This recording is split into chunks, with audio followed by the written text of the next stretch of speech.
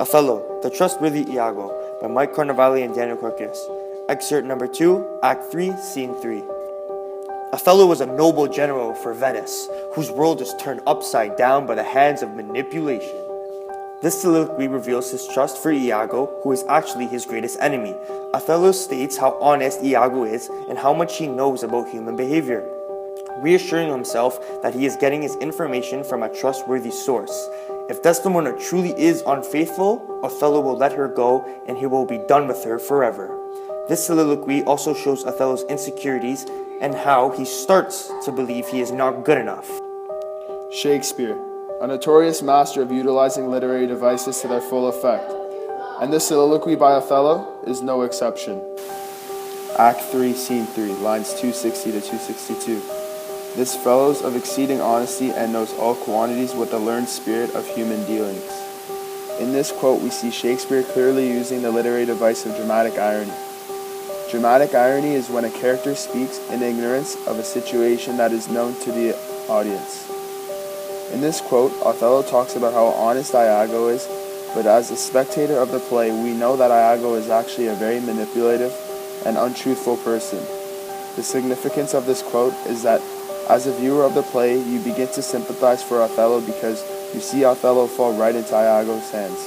Act 3, Scene 3, lines 272 to 275.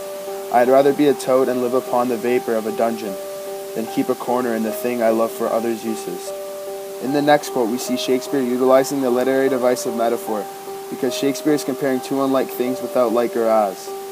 In this quote, Othello essentially pleads he would rather be a toad that lives in foul air than the girl he loves being with other guys. The significance of this is that he truly believes with little doubt that Desdemona is sleeping with Cassio. Act 3, Scene 3, lines 262 to 265. If I do prove her haggard, though that her jesses were my dear heartstrings, I'd whistle her off and let her down the wind to pray a fortune. Finally, metaphor is present in these lines because he is referring to Desdemona as an untrained hawk, with the straps that holds the hawk's legs being Othello's heartstrings. The significance of this is that if Othello proves Desdemona to be unfaithful, Othello will let her go to be with other guys because he will no longer love her. Character development in Othello. Othello has had a drastic change from the beginning of the play to now, and in this soliloquy, we see how he has developed for the worse. Othello was a very noble, strong, and confident general. However, now he is portrayed as a very insecure figure. When Othello states, "Happily for I am black, and have not those soft parts of conversation that chamberers have," we see how weak he has become, and how he is beginning to think he is not good enough for Desdemona. Theme development in Othello. This soliloquy is a major turning point in Othello.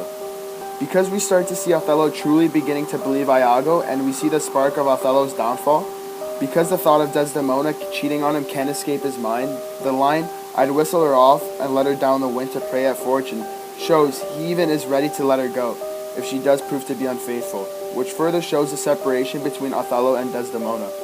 Ultimately, the soliloquy gives the reader a gateway into Othello's brain, and what he is thinking. Maximizing the use of literary devices, the plot and theme development is portrayed to the fullest potential.